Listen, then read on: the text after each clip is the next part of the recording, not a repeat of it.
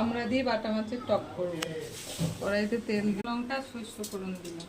লঙ্কা বাটা আছে, বাটা মাছটা ভেজে রেখেছিলাম দিয়ে দিলাম, লবণ দিলাম, হলুদ দিলাম, চিনি দিলাম একটু, লঙ্কা বাটাটা দিয়ে দিলাম,